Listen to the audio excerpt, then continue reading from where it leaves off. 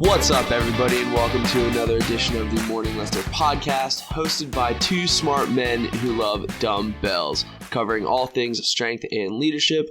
This is episode 3. Shawn, what is up? Good morning, Bryce. How are you? I'm never better, as always. What's up with you? Nothing. Just got done with the workout not long ago. Ready to have another episode. Yeah, I saw your Instagram. You changing it up? New month? I did, yeah. Yeah, it's month 119 today.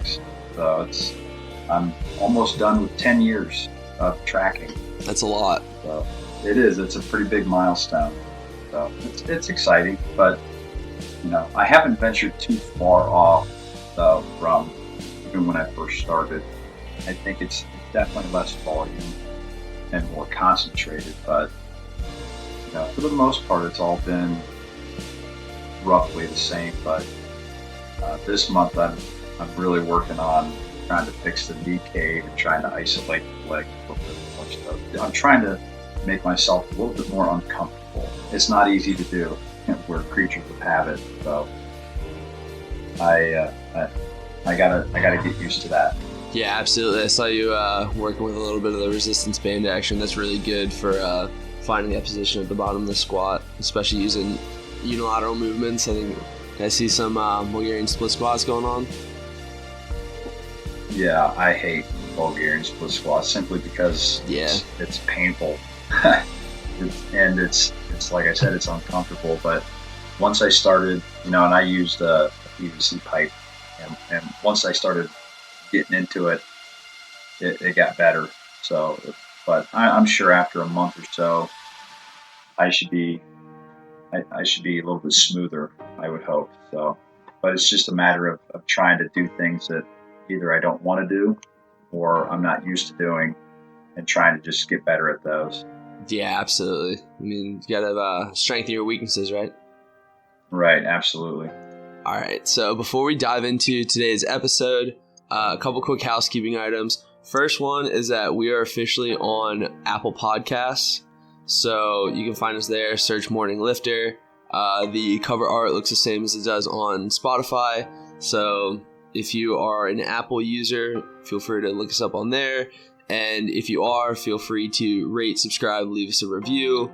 That helps us out a lot. 5 stars always. Second would be that, continue to visit the website. Like Shawn just mentioned, he posted his new month of workouts, so he just started a new block. So a lot of good information there, a lot of good articles in print as well. Getting a little bit more into the research side of things. I know we talked about last week, I highlighted a couple research articles, but if you're looking for anything more in-depth and a thorough review, that would be on the site. And also there are some really cool t-shirts, and I think we just launched some hoodies too, I think we saw. Hoodies are out there, but because it's getting colder out now, I decided to make a few posts about that. I actually just got a hoodie a couple days ago, and they are very nice. Very, very nice. Comfortable. Oh, yeah. It is shorts and hoodie weather in the Mid-Atlantic / Northeast, so looking forward to that. I'm going to probably check in and see if we can get on Stitcher in terms of platforms to find us, the podcast. I had a couple of requests come in through about getting on Stitcher. That's a medium people use, so probably look into that. And I think that's it. Do you have any other housekeeping items, pal? I do not. All right, so this episode is going to be more on the leadership side of Morning Lifter strength and leadership. So with that, I'm going to turn it over to Shawn so he can take it away. Okay, so one thing I thought would be a good topic today is talking about adding value. As I've mentioned before, I'm a big follower in what Jim Rohn has to say and what he talks about. And for a lot of people, they might be stuck in an area where they're not real happy with, or they're not really sure how to either change a job or increase the amount of money that they make. So, Bryce, I wanted to kind of flip things around. I'm going to ask you a couple questions this time around and get your take on things. And we'll go from there. We'll see what we can do. So what do you think you can offer others In other words, so when we're talking about value, right? Everybody wants to feel valued. So what is it that individuals think that they can offer to others that relate to value? Maybe not you specifically, but just people in general, maybe people who are struggling. What are your thoughts? First and foremost, I think the biggest added value that you can give somebody is their time, right? So, I'm not sure if that's what you were looking for based on your reaction, but I think if you can give somebody your time, there's nothing more valuable than that, because we only have such a limited amount of it. Along with that, you get attention, attitude, all the other things that go along with that, being there for somebody. But once you get past that, I think the biggest value in terms of an individual person would be finding that niche, right? That role that you play in someone's life. And that would look different for different people, right? So the niche that I fulfill with you is different than the niche that I fulfill with my parents or, my supervisors at work, right? But finding an area that you can excel in will not only add value to your life from a self-actualization standpoint, but also then will add value to other people's lives by making their lives easier. So I think those are probably my two answers, Mr. Trebek. I think you make a really good point about the concept of time. We've only got 24 hours, and giving our time, I think, is so much more valuable than giving, for example, money. When you give money to somebody, that could be any amount, but giving money is not hard, right? That's not a difficult exercise. It's just a matter of writing a check or giving the money, and then you continue on with your day. But if you were to give your whole Saturday up, or give your whole Sunday up, or just, for example, the amount of time that you and I are spending doing this podcast, that's that we believe that we're providing some type of value to somebody somewhere. And once you understand that, and understand the concept of how important time is, it's one of the most precious commodities that we have, simply because we can't get it back. And so when you're looking at spending your time, that becomes extraordinarily valuable. Right. What you do with that time dictates essentially who you are and what you do. So I definitely agree. And so I would say to anybody, if you're working through that, you've got to ask yourself what's the time that you're spending on doing things. My next question. So education is real big in this country, right?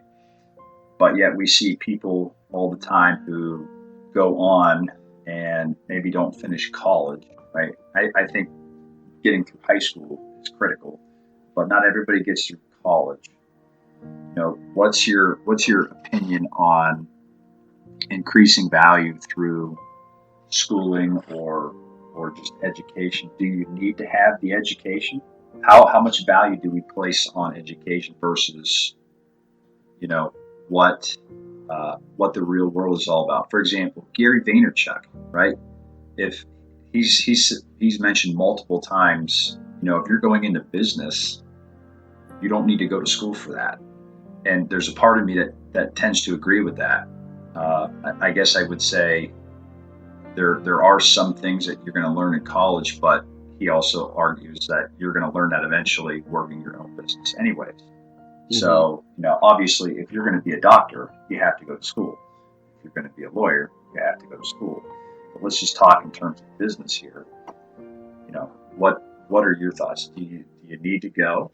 Is it necessary? Because I think even Apple and Google have removed the requirements for a college degree now to get on there. Yeah.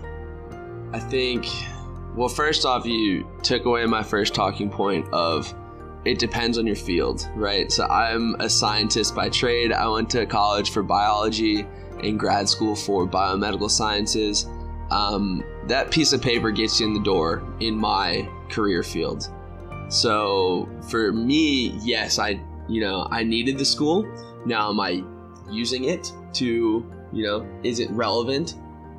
That, is up for debate. I think teaches you the principles of how to find information, how to go about reading scientific literature, for example, stuff like that. But a lot of the things that I found in my field is that it's very job specific.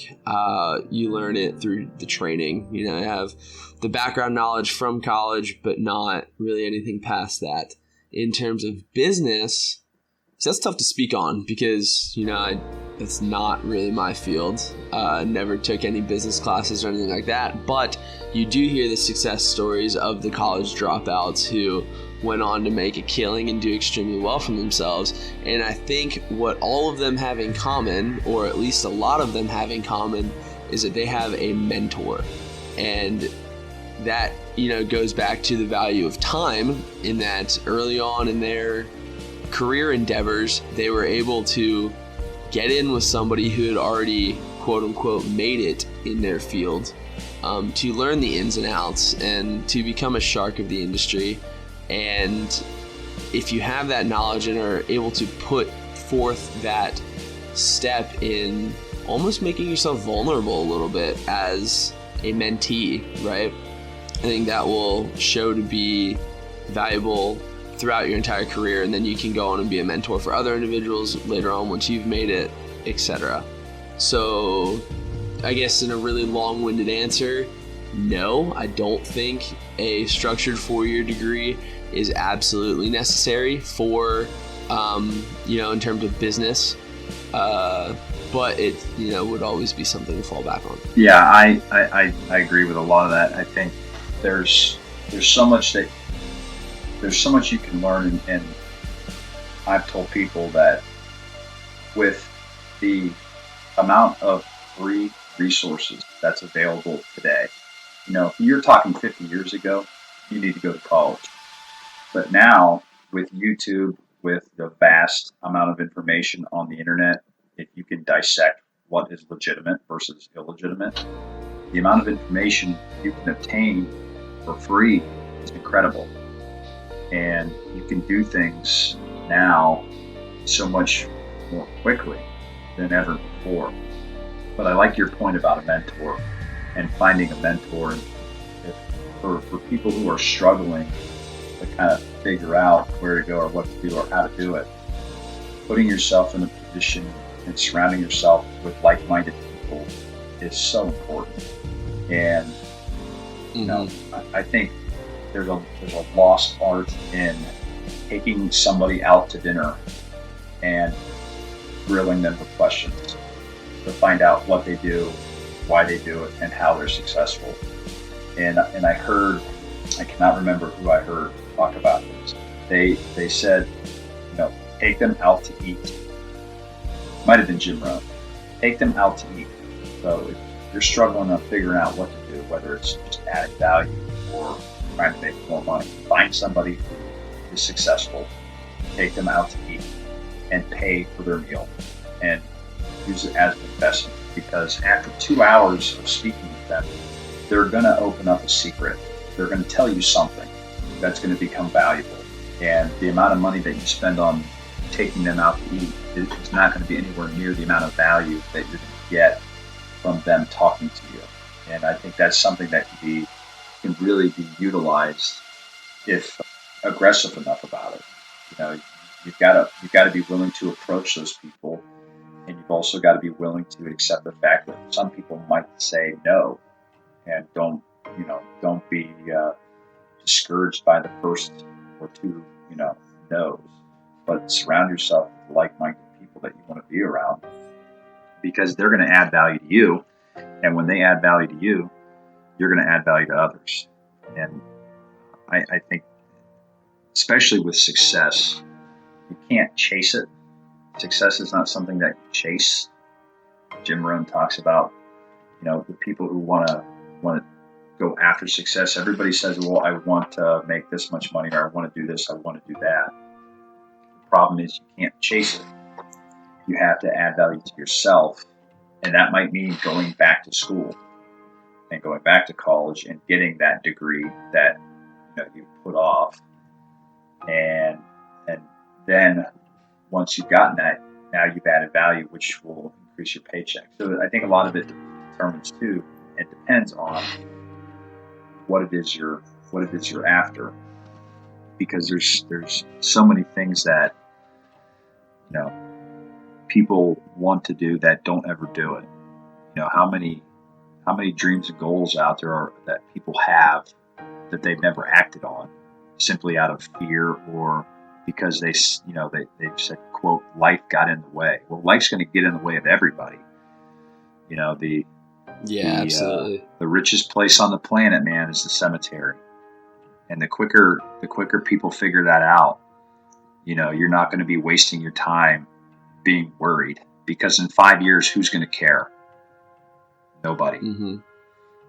And when you realize, the amount of, think about all the books, all the seminars, all the speeches, all the inventions that were never created because of that kind of a mindset. And so when you can change that mindset and attack each and every day, almost as it's like your last, you're going to be able to go to bed empty every night. And it becomes a powerful influence. I know it has for me. I've tried to use each day as full as I possibly could. And I used to be able to sit around and say, man, it's nice to just relax. I don't like to do that anymore, because I say to myself, well, what could I be doing that could be more productive than this? and so now I'm trying to do everything with a purpose. And it's just like, I hear about this too with Monday, right? This is Sunday. So tomorrow we're going to go to work and people are going to say, oh man, it's Monday. I can't believe this. I got to go a whole nother week. Well, instead of looking at it like that, it's an opportunity to do something. It's an opportunity to make an impact. Maybe it's an opportunity to add value to somebody else. Why can't we change the way they look at their day? Yeah, Monday, 14% of your life. So you're really going to waste away 14% of your life on those negative thoughts. Right. And it's just not productive, because it doesn't do anything. And, there's a higher probability, statistically, there's a higher probability of heart attack and stroke on Mondays because of the amount of stress and the amount of pain and dissatisfaction that people have going into a job. And that's not worth it. It's not worth it. And I'm sure there will be people saying, well, that's easier said than done. Well, yes, it is. Of course, anything in life is easier said than done. But the difficulty is what makes it great. And so if once you are sick and tired of being sick and tired, then you're going to be able to kind of make that change. And so once you're willing to change direction, then you can move towards a different destination. That is a really important factor, is when you're willing to do that, willing to change your own direction, then you're going to change where you're going. But too many times people are just willing to kind of just let things be as they are, instead of what they could actually become. So yeah, no, that's a good point. Couple quick things circling back to the free education resources for anybody out there looking. You can actually take free college courses taught by professors online through like some really prestigious universities like MIT and Harvard at no cost to you. They're public forum classes. So I would implore anybody looking to kind of go that avenue, but maybe doesn't want to go back to school formally. You can explore that route, and I think they even offer like you can print out certificates at the end and stuff like that for continuing education. So I would implore you to maybe look at that. Even there are a billion other different resources out there as well, but I figured I'd mention that. Okay, so here's another good question. Way to really butter yourself up there by calling it a good question. I like my good questions. When you treat people right, how do you think that impacts them in terms of value? In other words, when you treat people the way you want to be treated, right? The golden rule. How does that change our own impact on those individuals. Do you think it changes, or do you think it's just more of an appreciative thank you? I think without a doubt, there are definitely ways to get more out of people than what they're willing to give, whether that be consciously or subconsciously. And I think I just misspoke. What I meant to say was that people are always willing to give a certain amount, right? A baseline effort. But there are ways to get people to give more than that baseline effort. And by doing that is by making that individual feel valued, appreciated, welcomed, part of the team, successful, etc. I think that comes down to a boss versus a leader too, right? You always hear about that. A boss will tell you what to do. A leader will drive you in the right direction, Absolutely. to get you where you need to go. And there's a whole bunch of other different anecdotes about bosses versus leaders and stuff like that. But a good leader is going to find a way to add personal value to an individual in order to make them want to bring the best out of themselves. Because you can't get anybody to do what they don't want to do, right? So they'll do it, or they might half-ass it or not be fully invested or anything like that. But if you can get somebody and empower that person to want to put their best effort forward, the results are going to be incredible, and you're going to get so much more accomplished than if you were to not do that. And you mentioned the golden rule, but I think it comes down to a new one that's come out in like the last 5 years, the platinum rule. So instead of it's treat others the way you want to be treated, it's treat others the way they want to be treated. So what might drive me to reach my ultimate success is different from, like, say, what would drive you. It's a lot of people can't get yelled at. They will just shut down. Whereas, if you get up in my face, like, I'm probably going to get more out of me. Yeah, I think it kind of just comes down to, like, exploring some of those avenues in order to get the best out of somebody. Yeah, that's definitely a really interesting way to look at it, is treating others the way they want to be treated as opposed to yourself. That puts a lot more empathy into what you have to say to people. So I definitely like that. So that, in order to do that, then you've actually got to kind of figure out, and you got to build relationships with people. For some people, that can be really difficult, building those relationships and understanding how to find those commonalities. But that's really the only way that's going to happen. And I like the differentiation between managers and leaders. I've always viewed as a manager as somebody it's more operational. They're making sure the place doesn't burn down. They're making sure that everything gets done the way it needs to get done. But they're not really telling you, here's how you can get better. Or they're not really helping you grow. They're just telling you what to do and when to do it and when to get it done by. And that's the difference. And you always hear about people, they say, good employees don't lead good company. They lead bad management. And that's one of the biggest problems when you're viewed as a manager rather than a leader. Being able to get yourself into the understanding that your employees come first. Your employees come first.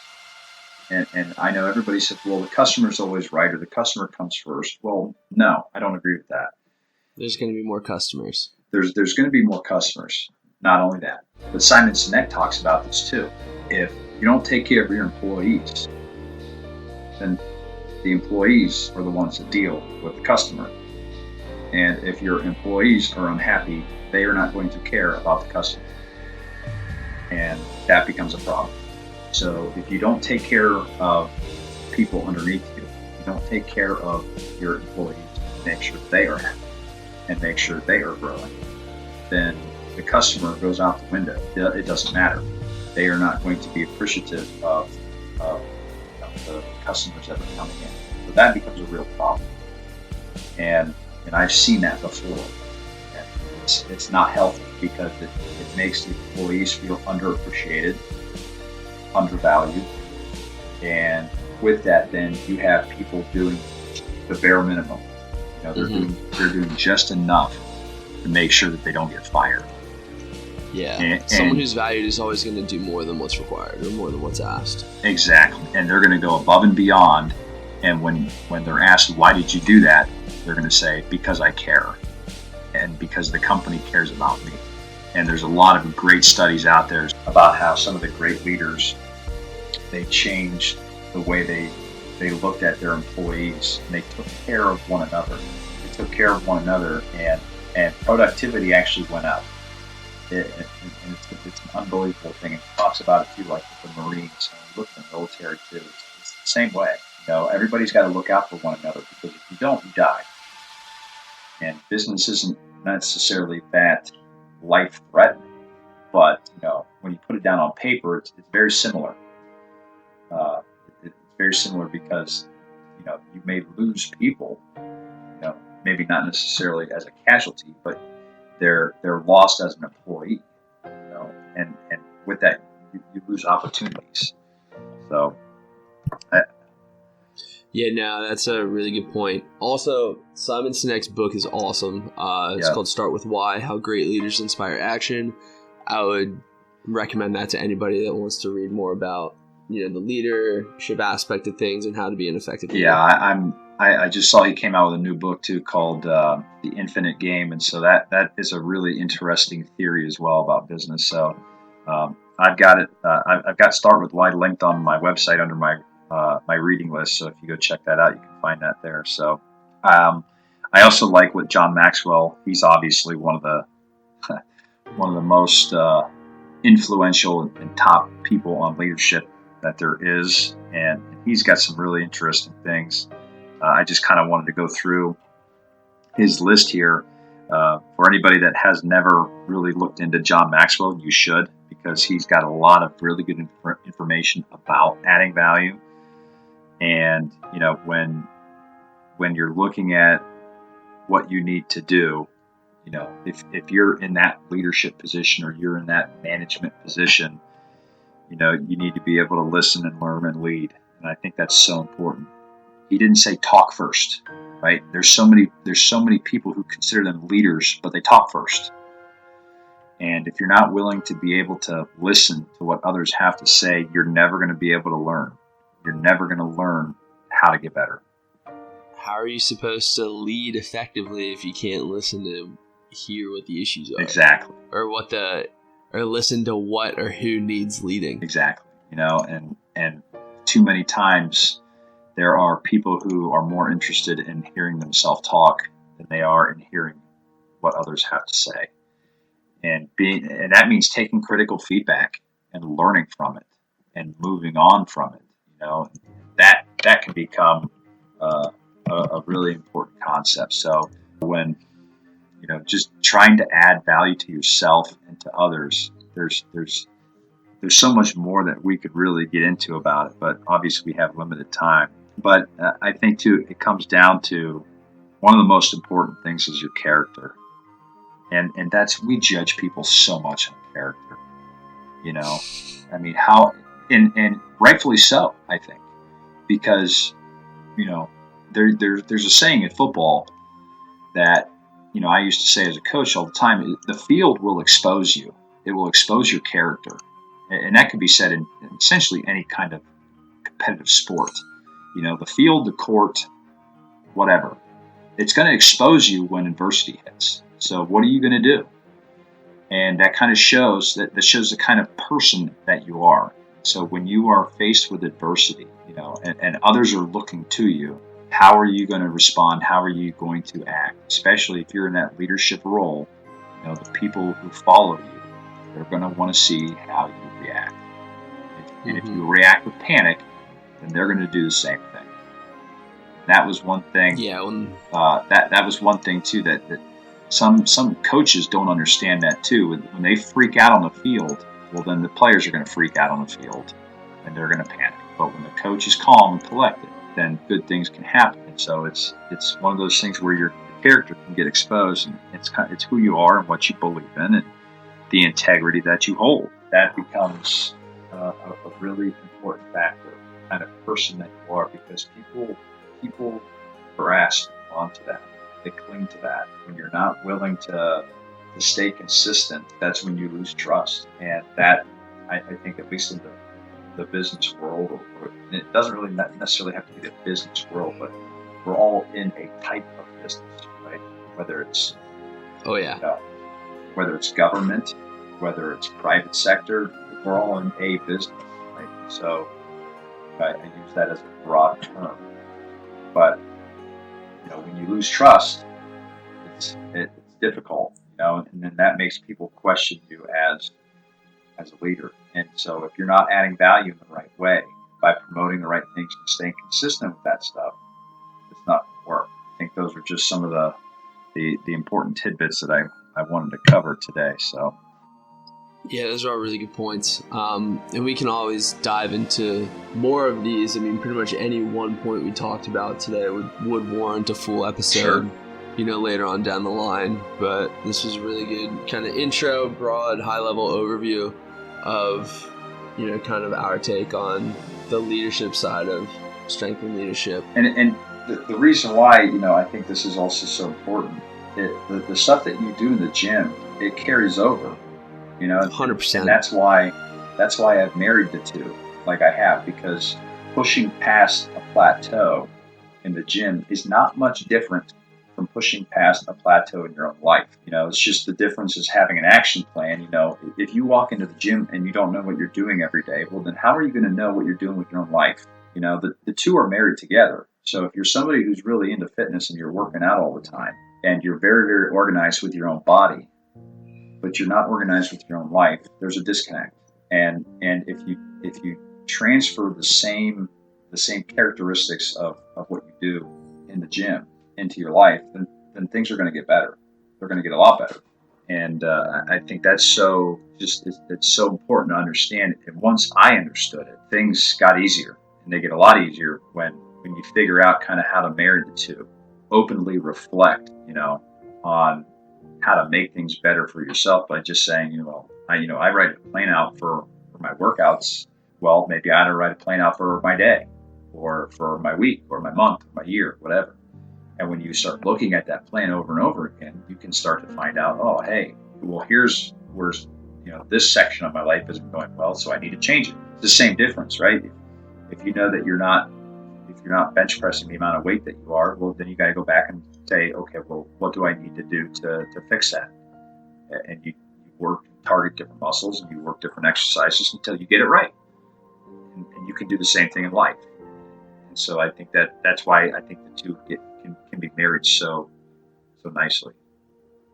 Yeah, I've come to find in my short 24 years here on this earth that things are rarely isolated incidents, right? Things are rarely mutually exclusive from each other. And I mean that even just looking at the human body, right? So I'm a scientist, obviously. If your head starts hurting, there's a very, very high probability that the problem is not isolated to just your head, It could be dehydration, could be your spinal cord, could be your thyroid glands, it could be an ache in your foot that's affecting a nerve, whatever. So the human body is all tied together.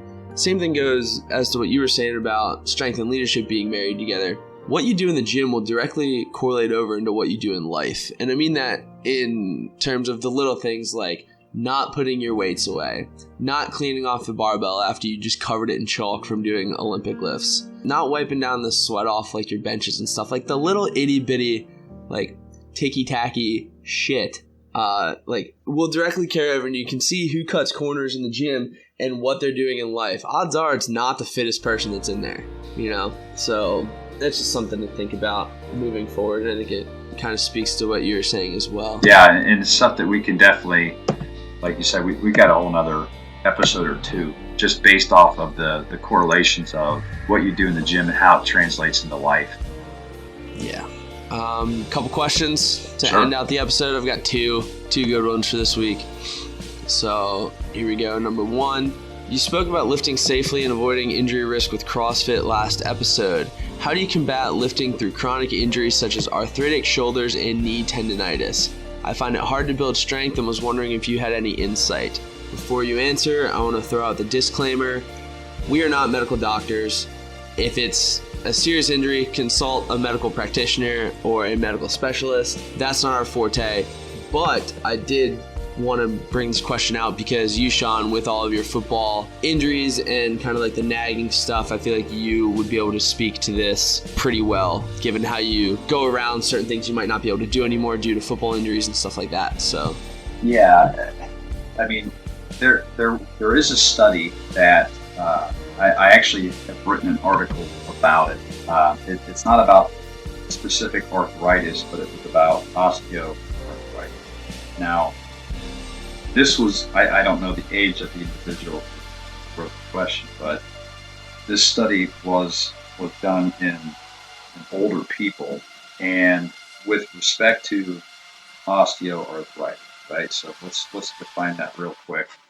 So I'm just reading off based on what it says from the Mayo Clinic here. It's a type of arthritis that occurs when the flexible tissue at the ends of the bones wears down. So, within arthritis, there was a study done. They had done this with people who had osteoarthritis versus people who were just elderly people that didn't have this problem. The people who had osteoarthritis after they had completed their strength training, there was an increase in strength, and there was a benefit from it, and they showed that it benefited those people. So there might have been a decrease in pain, might have been a decrease in swelling, but again, that's something that I think you should check with your doctor first, like you said. That's but based off of the study, it sounds like, at least with osteoarthritis, which to my understanding is also like one of the most painful types of arthritis that you have. And if it's benefiting those types of people, there's a good chance too, that it's going to benefit that individual as well. Again, it's something that you would want to look into with your own medical professional. But strength training benefits essentially everybody. But people are still saying it's not good for kids, which is the craziest thing out there. Just like with whether it's elderly people, whether it's kids, whether it's healthy adults, if you've got a good program and you do it right, it's going to benefit you in some way. And that as long as you tailor it to your needs, you're going to be okay. For me, there are some things I just don't do anymore. I can't do based off of injuries. So you work around that. Very, very rarely will I do a full-blown bench press. I don't do a full bench press anymore unless I'm wearing your slingshot. Yeah, slingshot. I lost my track of thought there. The slingshot, the Mark Bell slingshot. If I don't have that, I'm not going to bench press, and that's because I have a torn labrum. And so I know my limitations, but I work around it, and so I'll do other exercises that can still get me a full, full range of motion. But I think the key is to, you don't have to do everything. There's plenty of exercises that you can find that can still target the same muscles in a different way.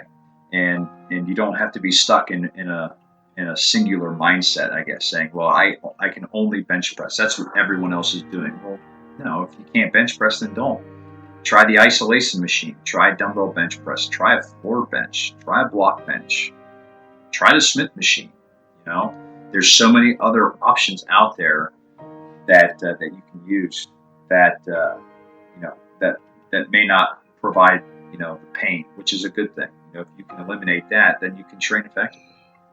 Yeah. Those are all really good points. A couple of things I would want to add would be make sure you're doing a proper warm-up. Most people neglect that. Proper warm-up would include some dynamic movements, getting the heart rate elevated a little bit, increasing core body temperature. Usually, a good marker of a warm-up would be like you're sweating, you're ready to go, you're locked and loaded. And then also, just like you said, find an exercise that works. A great example is that the barbell back squat, almost nobody actually needs to barbell back squat.